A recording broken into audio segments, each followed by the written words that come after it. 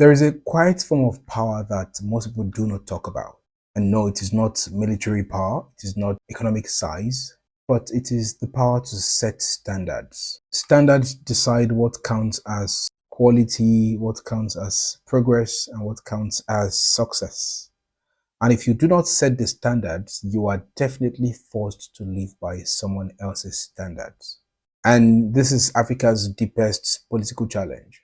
Standards are not neutral technical tools. They are political choices. They determine which knowledge is recognized, which currencies are trusted, which universities are respected, which systems scale globally. From education accreditation to financial ratings, from research global impact to governance benchmarks, standards quietly shape global hierarchies. Africa participates in many systems but rarely controls the standards that govern them. And this is a problem. Most global standards were created during colonial rule or immediately after World War II. And this was a time when Africa lacked any kind of political voice or strength. Africa inherited standards not as a co-designer, but as a recipient and consumer. So over time, compliance replaced creativity. Africa learned how to meet standards, but not how to make them. Look at education. African universities are often ranked using metrics that prioritize Western publishing platforms, citation systems inaccessible to many African scholars, and research funding structures Africa does not control. So African scholars are told, publish here, think like this, measure impact this way. This discourages local knowledge productions, indigenous research priorities, and context-specific solutions. Education becomes disconnected from African realities, yet judged by foreign standards. This is not excellence, this is dependency. The same applies to economics.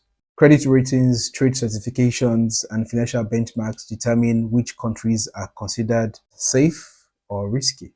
Africa often pays higher borrowing costs, not because of risks, but because risk is defined externally. When standards are imposed without context, development becomes more expensive and reforms become very slow. For me, Africa does not necessarily need to reject global standards, it only needs to co-author them.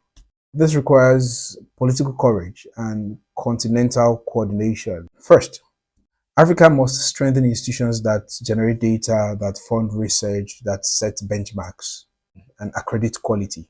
Second, shared education standards, not copied systems, but standards that value relevance, innovation, and problem solving.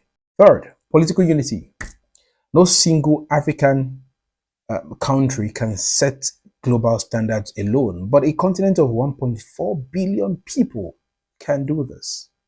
The politics of standards reveals a simple truth. Those who define quality, they define the power.